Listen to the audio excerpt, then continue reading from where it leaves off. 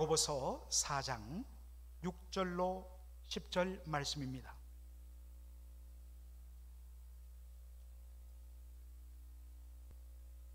(6) 절부터 10절까지 다 같이 한 목소리로 함께 읽도록 하겠습니다. 그러나 더욱 큰 은혜를 주시나니 그러므로 일러서되 하나님이 교만한 자를 물리치시고 겸손한 자에게 은혜를 주신다 하였느니라.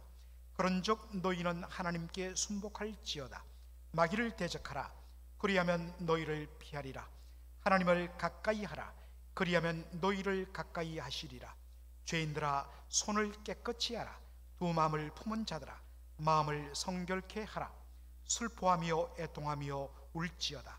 너희 웃음을 애통으로, 너희 즐거움을 근심으로 바꿀지어다. 주 앞에서 낮추라. 그리하면 주께서 너희를 높이시리라. 아멘. 하나님의 말씀입니다.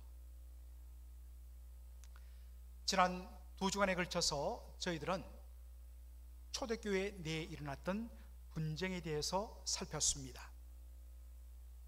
야고보가 지적하는 분쟁의 원인은 모든 것이 자기 중심이 되어야 된다는 그 욕망으로 일어난 교만 때문이었습니다.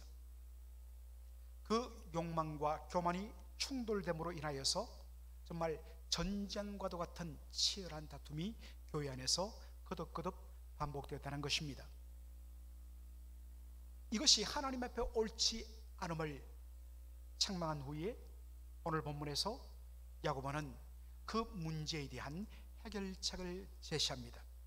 그것이 야고보서 4장 6절의 말씀입니다.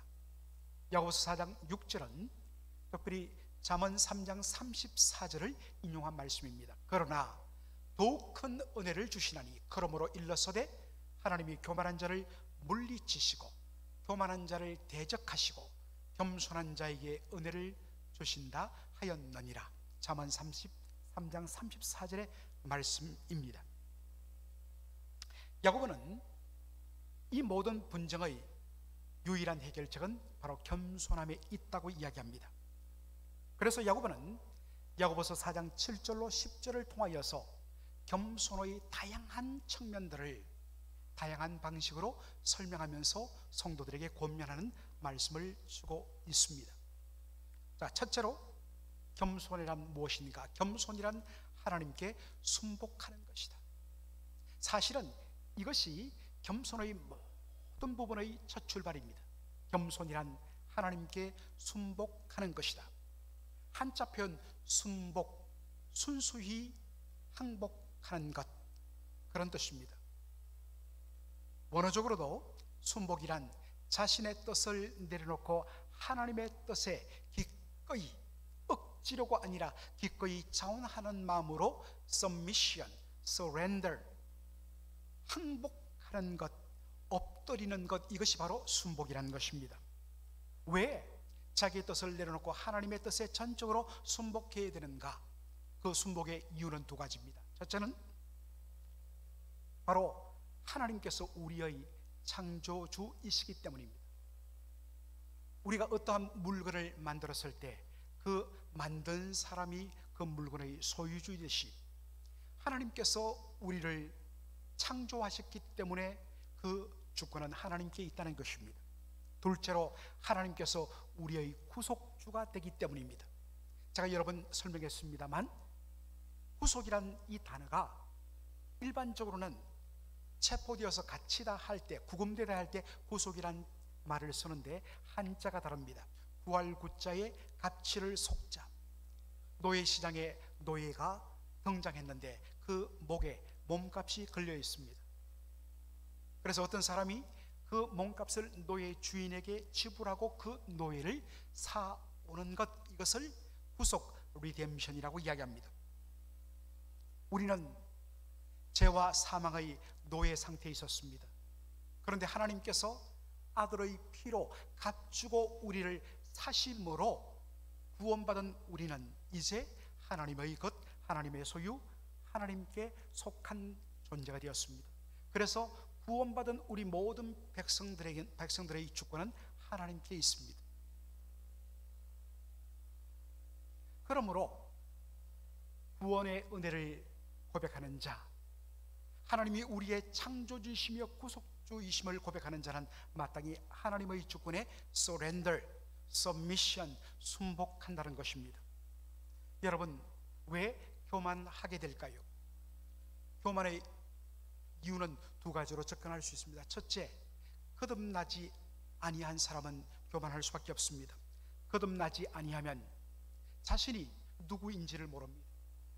하나님과 관련되어서 자신이 하나님의 피조물됨과 더군다나 하나님께서 독생자의 피를 통하여 우리를 피로 값주고 사신 놀라운 은혜를 입은 존재인 줄 알지 못하기 때문에 마음속에 하나님을 두지 아니하고 하나님의 존재를 부정하는 가운데 결국에는 그 중심에 자신을 세우는 것입니다. 그래서 교만할 수밖에 없습니다. 둘째로는 거듭났지만 은혜의 감격이 메마를 때에 교만할 수밖에 없습니다. 하나님의 은혜에 충만하면 자신이 근본 하나님의 피조물이며 하나님의 영광을 위하여 지음받았으며 더군다나 독생자 예수 그리스도의 피로 값주고 사신 바 된 구원의 은혜를 입은 자라는 것을 깨달을 때에 우리는 오직 하나님의 은혜를 높이며 그분의 뜻에 순복하게 됩니다. 그러나 구원받았지만 우리의 믿음의 그 열심과 열정과 헌신과 은혜의 감격이 메말라 버리면 어느 순간에 하나님이 아닌 우리의 생각과 우리의 주장이 불쑥불쑥 나올 수밖에 없는 것입니다. 그러므로 다시 하나님의 첫사랑의 감격을 회복하고 하나님의 은혜 앞으로 들어가야 하는 것입니다. 그때 우리는 다시 하나님만 높이며 그분 앞에 surrender, 순복하며 항복하게 되는 것입니다. 둘째로, 참 이 부분이 특이한데 겸손을 바로 마귀를 대적하는 것으로 그렇게 표현을 합니다. 겸손이란 무엇이냐? 마귀를 대적하는 것이다. 4장 7절 하반절에 보면 마귀를 대적하라 그리하면 너희를 피하리라 하는 말씀이 나옵니다. 여러분, 일반적으로 마귀를 대적하라 그리하면 너희를 피하리라 이 말씀을 여러분 어떻게 이해하십니까? 많은 경우에 교회에서는 이 말씀을 마귀와의 영적인 싸움으로 접근합니다. 예를 들어서 어떤 사람이 귀신 들려갖고 막 눈이 돌아가고 괴성을 지르고, 물론 어떤 면에서는 사람이 정신분열을 일으켜서 일종의 그 조현병이라고 이야기하죠.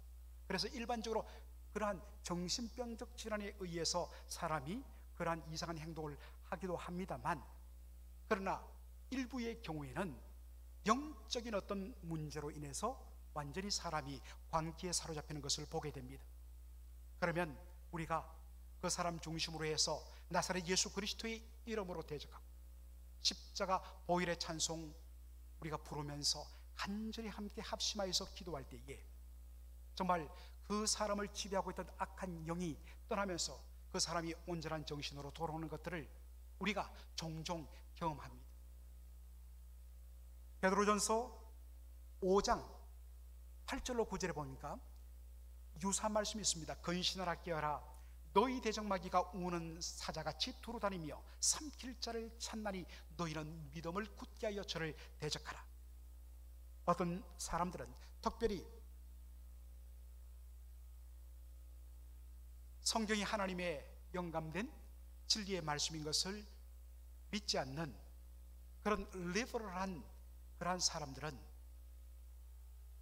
이러한 영적인 존재나 어떤 영적 싸움의 실체를 부정합니다. 그것은 신화다. 그러나 그렇지 않습니다. 여전히 악한 영은 존재하며 하나님의 백성을 정말 늘 공격하기 위해서 기회를 찾는 것을 우리는 인정할 수밖에 없습니다. 그때마다 우리는 나사렛 예수 그리스도 십자가 부활로 그 모든 악의 근본적인 힘을 꺾어버리신 예수 그리스도의 이름으로 대적해야 되고, 그럴 때마다 우리는 승리할 수 있는 것입니다. 그런데 주의할 것은 너희는 마귀를 대적하라 그리하면 너희를 피하리라는 이 야고보서 4장 7절의 말씀이 과연 우리가 일반적으로 이해하고 있는 영적인 싸움, 나사렛 예수 그리스도의 이름으로 십자가의 능력으로 대적하는 그러한 측면의 말씀인가 하는 것입니다. 여러분, 우리가 모든 말씀을 이해할 때는 반드시 이 말씀이 나온 문맥과 배경 속에서 이해를 해야 합니다. 여러분, 마귀를 대적하라 그리하면 너희를 피하리라는 이 말씀이 지금 어떤 문맥과 배경 속에서 주어진 말씀입니까? 초대교회에 심각한 다툼과 분쟁이 있었습니다. 그리고 이 분쟁의 근본 원인은 무엇에 있습니까?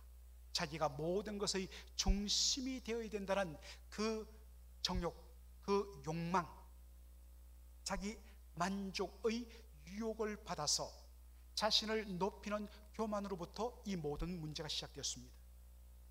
네가 모든 것의 중심이 되어야 되며 네가 온전히 높임 받아야 된다고, 너의 주장이 관찰되어야 된다고 그렇게 부추겨 결국에는 자신을 높이는 교만에 이르게 하는 그 배후에 바로 마귀가 있었다는 것입니다. 그런 측면에서 마귀를 대적하라 그리하면 너희를 피하라는 이 말씀은 우리의 마음속에 교만을 부추기며 그로 말미암아 성도들 간의 분쟁과 불화를 일으키는 그 사탄의 유혹을 단호히 거부하라라는 말씀입니다. 마귀를 대적하는 가장, 이런 차원의 마귀를 대적하는 가장 좋은 시를 보여주신 분이 예수님이십니다. 마태복음 16장에 보면 예수님께서 제자들과 함께 가이사랴 빌립보에 가셨을 때 물으시죠. 너희는 나를 누구라 하느냐? 그러자 제자의 대표인 베드로가 대표해서 이야기합니다. 주는 그리스도시요 살아계신 하나님의 아들이십니다. 예수님께서 기쁘게 이 고백을 받으신 후에 그 다음에 하신 말씀이 무엇입니까? 이제 내가 예루살렘에 올라가면 핍박을 받고 고난을 받고 그리고 십자가에 못 박혀 죽어야 할 것이다 라고 말씀하십니다. 이 이야기를 듣자 베드로가 깜짝 놀랍니다. 그래서 성경을 보면 베드로가 예수님을 붙잡고 강하여 이르되 주님, 그런 일이 절대로 일어날 수 없습니다 라고 말합니다. 여기에 간하다, 우리나라 표현으로는 예수님 왜 그러세요? 간청하고 간구하는 표현입니다만 사실 영어 성경을 보면 리북, 예수님을 꾸짖었다는 것입니다. 예수님 미쳤습니까? 베드로와 제자들은 예수님이 이제 예루살렘에 입성하면 로마 군대를 능력으로 물리치고 그곳에 무너졌던 다윗의 왕국을 재건하고 예수님이 다윗의 왕위에 오른다고 생각했습니다. 그러면 예수님을 3년간 추종하던 자신들도 예수님 아래서 권세를 누릴 수 있다고 기대하고 지금 따라왔는데 갑자기 예루살렘에 올라가서 예수님이 십자가에 잡혀서 못 박혀 죽는다고 이야기하니까 분노한 것입니다. 절대로 그런 일이 일어나서는 안 됩니다 라고 예수님을 책망한 것입니다. 자, 이런 배경 속에서 예수님 뭐라고 이야기하시느냐? 마태복음 16장 23절입니다 23절에 보면 예수께서 베드로에게 이르시되 사단아 내 뒤로 물러가라. 너는 나를 넘어지게 하는 자로다. 네가 하나님의 일을 생각지 아니하고 도리어 사람의 일을 생각하는도다. 여러분, 마귀의 유혹의 핵심은 하나님의 일, 하나님의 영광, 하나님의 뜻보다는 내 일, 내 뜻, 내 영광에 초점을 맞추도록 만들어버리는 것입니다. 예수님이 이것을 대적하신 것입니다. 그러면서 예수님께서 하신 그 다음에 말씀이 24절이죠. 이에 예수께서 제자들에게 이르시되, 왜 베드로에게 이르시되 라고 말하지 않았을까요? 왜 제자에게 이르시되 라고 했을까요? 이것은, 이런 생각은 베드로뿐만 아니라 모든 제자들이 똑같이 가졌다는 것입니다. 아무든지 나를 따라오려거든 자기를 부인하고 자기 십자가를 지고 나를 좇을 것이니라. 예수님은 철두철미하게 아버지 하나님의 뜻, 바로 우리 죄인을 구원하시는 그 뜻을 이루기 위하여 모든 초점을 맞추었습니다. 그리고 그 절정은 예루살렘에서 십자가를 지는 것이었습니다. 누구든지 나를 따라오려거든 자기를 부인하고 자기 십자가를 지고 나를 좇을 것이니라, 따를 것이니라. 여러분, 여기에 자기 십자가로 했을 때 기존에는 우리가 자신에게 큰 고통이 되는 것을 저건 나의 십자가. 특별히 우리 자매님들, 우리 여자 성도님들, 남편들이 속을 썩일 때에 남편이 나의 십자가예요. 목사님, 정말 속 썩이고 참 큰 마음의 고통을 안겨주는 자녀가 있을 때 그 자녀를 위하여 기도하면서 말합니다. 저 자식이 나의 십자가야. 무슨 의미인지는 우리 이해합니다만 사실은 이건 성경적인 표현이 아닙니다. 예수님 말씀하십니다. 누가 자기 십자가냐? 바로 내가 내 십자가. 십자가를 진다는 것은 바로 자기를 부인하는 셀프 디나이얼, 자기를 부인하는 것입니다. 나를 높이고 내 뜻이 이루어져야 되고 모든 것이 내 중심적으로 다 돌아가야 된다고 생각하는 자기 영광과 자기 만족이라는 이 자아를 디나이, 부인하는 것, 이것이 바로 십자가를 지는 것입니다. 마귀는 끊임없이 너를 드러내고 너를 높이라고 끊임없이 부추깁니다. 그때 이 마귀를 대적하는 것이 뭡니까? 자기를 부인하고 자기에게 주어진 십자가를 지고 앞서가신, 하늘 영광 다 내려놓으시고 죽기까지, 십자가에 죽기까지 온전히 자기를 내려놓으신 예수 그리스도를 따라가는 것, 이것이 뭡니까? 마귀를 대적하는 일입니다. 그럴 때 우리는 진정 주님 앞에 겸손할 수가 있습니다.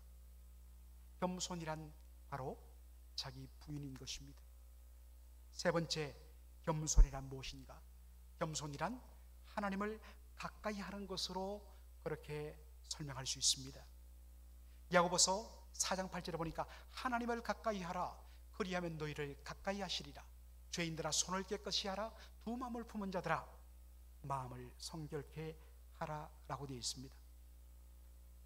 여러분, 하나님을 가까이 하다라는 이 말은 성경에서 하나님 앞에 나와 예배 드릴 때 사용하는 표현입니다. 여러분, 예배가 무엇입니까? 우리가 보통 생각하는 예배는 주일날 정한 시간에 예배당에 모여서 그리고 정한 예배 포럼을 따라서 1시간 혹은 1시간 반 하나님 앞에 온 마음을 다하여 찬양하며 경배하며 기도하고 간구하며 그리고 하나님의 말씀을 듣고 성도의 교제를 하며 축복하는 것으로 이루어지는, 이것이 우리가 생각하는 예배입니다. 분명히 맞죠? 그러나 예배의 본질은, 이러한 폼으로 드러나는 예배의 사실 본질은 바로 왕이신 하나님 보좌 앞에 나와 그분의 주권 앞에 자신을 온전히 서렌더, 항복하고, 그래서 하나님의 말씀을 받아 그 말씀에 순종하겠다고 결단하는 이 고백이 예배의 본질입니다. 이것 때문에 예배의 중심에 위치하는 것이 바로 말씀 선포입니다. 따라서 말씀을 받는 성도의 합당한 자세는 주여 말씀하옵소서, 주의 백성이 주의 종이 듣겠나이다 라는 고백을 해야 하는 것입니다. 그래서 구약 성경에 보면, 느헤미야에 보면 하나님의 말씀을 선포하기 위하여 말씀을 두루마기를 들고 섰을 때에 온 백성이 함께 그 말씀을 듣기 위하여 일어납니다. 그 말씀 앞에 온전히 순복하겠다는 자세를 보인 것입니다. 따라서 하나님의 왕되심과 그분의 주권에 대한 인정과 그분 앞에, 그분의 뜻 앞에 온전히 surrender, 순복하겠다는 그 결단과 고백이 없는 예배는 참된 예배가 아니죠. 마찬가지로 하나님의 주권에 대한 인정과 말씀에 대한 순복이 없는 하나님께 가까이 하는 것은 있을 수가 없습니다. 단순히 예배당 앞으로 나왔을 뿐이지 이사야 1장의 표현으로 말하면 성전의 마당만 밟고 돌아가는 것에 불과한 것입니다. 이 하나님께 가까이 나오기 위해서 그 마음속에 두 마음이 돼서는 안 됩니다. 온전히 일편단심 하나님을 사랑하며 하나님의 주권을 인정하며, 그리고 그 고백에 근거하여서 깨끗한 손, 정직한 삶, 정결한 몸과 마음으로 하나님 앞에 나오는 것, 이것이 하나님을 가까이 하는 것입니다. 사랑하는 성도 여러분, 지금 여러분과 하나님 사이의 거리는 어떻습니까? 진정 하나님을 가까이 하고 있습니까? 아니면 여러분 지금 하나님께로부터 멀찍이 떨어져 있지는 않습니까? 네 번째, 겸손이란 애통하는 것이다 라고 야고보는 이야기합니다. 야고보서 4장 9절에 보니까 슬퍼하며 애통하며 울지어다 너희 웃음을 애통으로 너희 즐거움을 근심으로 바꿀지어다 라고 이야기하고 있습니다. 여러분, 여기에 슬퍼하다 이 말이 원어적으로 보면 이런 뜻입니다. miserable, 비참한, wretched, 너무나도 처참하고 너무나도 더러운, wretched. 그래서 로마서 4장 7장 24절에 보면 바울이 뭐라고 이야기합니까? 오라 나는 곤고한 자로다 했을 때 곤고하다, wretched, 너무나도 비참하고 처참하다는 것입니다. 뭐가요? 하나님 앞에 드러난 자신의 영적인 실체를 보고서 탄식하는 것입니다. 이전에는 이만하면 자신은 괜찮은 사람이라고 생각했는데 거룩하신 하나님 그 임재 앞에 딱 서는 순간에 자신의 영적인 실체를 보고서 경악하고 그것 때문에 아파하고 눈물을 흘리고 가슴치며 애통하는 것입니다. 제대로 하나님을 만난 사람은 애통할 수밖에 없습니다. 그리고 애통하는 사람은 더 이상 자신의 자신의 자랑을 드러내지 않습니다. 온전히 하나님의 은혜만 자랑하고 그리스도 예수의 십자가 의만 붙들고 자기를 낮추는 것입니다. 그러므로 이러한 하나님과의 제대로 된 만남을 통하여 자신으로 인하여 애통하며 자신에게 더 이상 자랑과 어떤 높임의 근거를 찾지 않고 온전히 낮추는 것, 하나님의 은혜만을 붙드는 것, 이것이 겸손입니다. 오늘 본문에 보니까 마지막으로 그러면 겸손한 자에게 주시는 복이 무엇인가 하는 것을 말씀하고 있습니다. 4장 10절 말씀 보도록 하겠습니다. 주 앞에서 낮추라 그리하면 주께서 너희를 높이시리라 말씀합니다. 여러분, 세상에서 제일 어리석은 자는 누구일까요? 제일 어리석은 자는 자신을 스스로 높이려 하는 자입니다. 여러분, 분명한 것은 높여주시는 것은 오직 하나님께 속한 일입니다. 하나님의 주권에 속한 일입니다. 이것을 망각하고 스스로를 높이려 하는 것, 이게 교만한 자입니다. 하나님께서 그러한 교만한 자들을 대적하십니다. 누가 하나님이 진정 높여주시는 자입니까? 자기를 낮추는 자입니다. 이것을 가장 잘 보여주시는 분이 바로 우리 예수님이시죠. 빌립보서 2장 6절 이하에 보면 예수님은 근본 하나님의 본체시라 라고 말합니다. 하나님의 본체가 뭡니까 여러분? 그는 근본 하나님의 본체시다.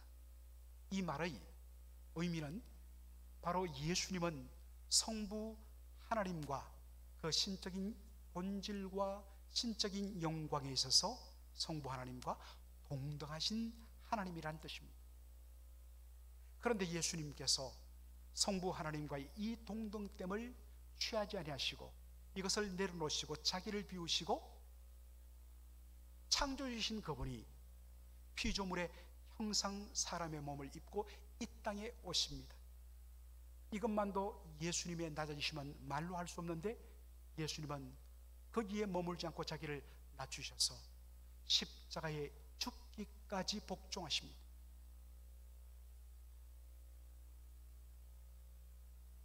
이에 대하여 하나님께서 어떻게 반응하십니까?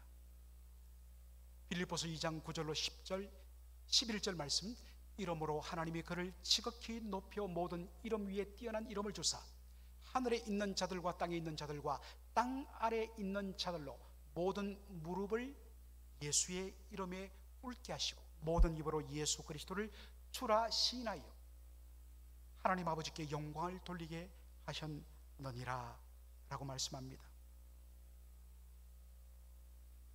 여러분, 여기서 우리가 주목할 것은 성부 하나님과 성자 예수님의 아름다운 관계입니다. 성자 예수님은 아버지의 뜻을 이루어 드리기 위하여 자신의 모든 것을 다 내려놓고 낮추사 죽기까지 복종 서렌더를 하십니다.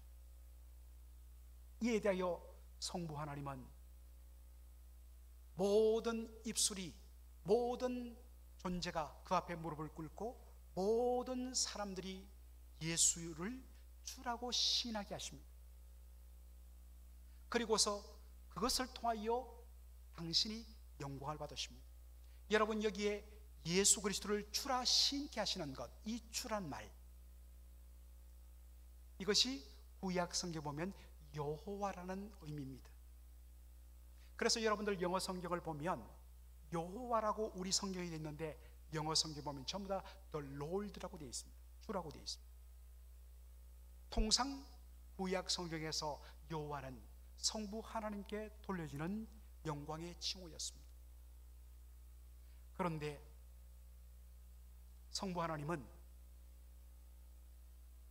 아들 예수 그리스도에게 자신이 홀로 받던 이 모든 영광의 칭호를 그 아들에게 주시고 그 아들이 그러한 고백을 받도록 하시고 모든 입술이 그 예수 그리스도를 향하여 주라고 시인한 것을 보고 그것을 자신의 영광과 기쁨으로 삼으신다는 것입니다.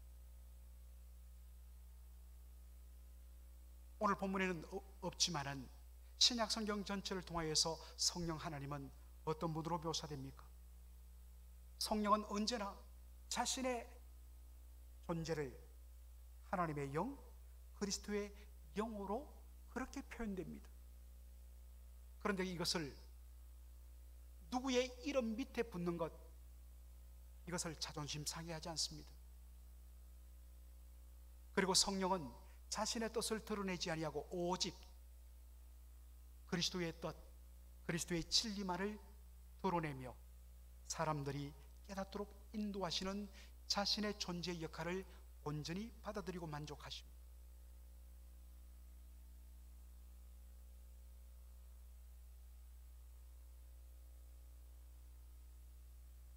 동독하신 성부, 성자, 성령 삼위일체 하나님, 자신을 낮추고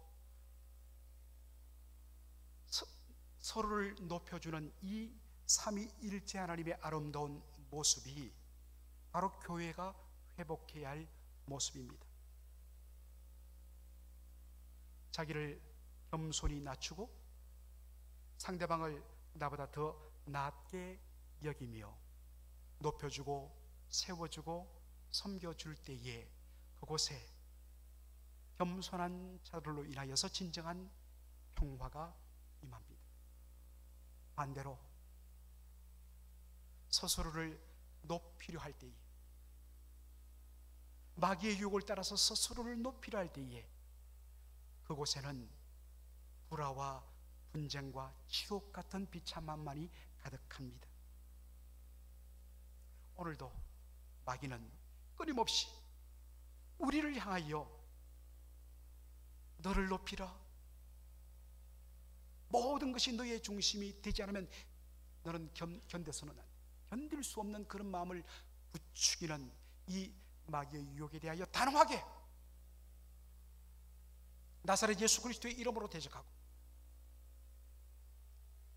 하늘 영광 버리시고 온전히 십자가를 지고 앞서가신 예수 그리스도를 따라서 나에게 주어진 자기 십자가, 철두철미한 자기 부인과 겸손과 낮아짐의 삶으로 섬길 때에 하나님께서 하나님의 때에 하나님의 방법으로 온전히 높여주시는 것, 이것이 진짜 높아짐이고 이것이 진짜 축복입니다. 이것이 바로 역설의 은혜입니다. 이것이 진짜 패러닥스입니다.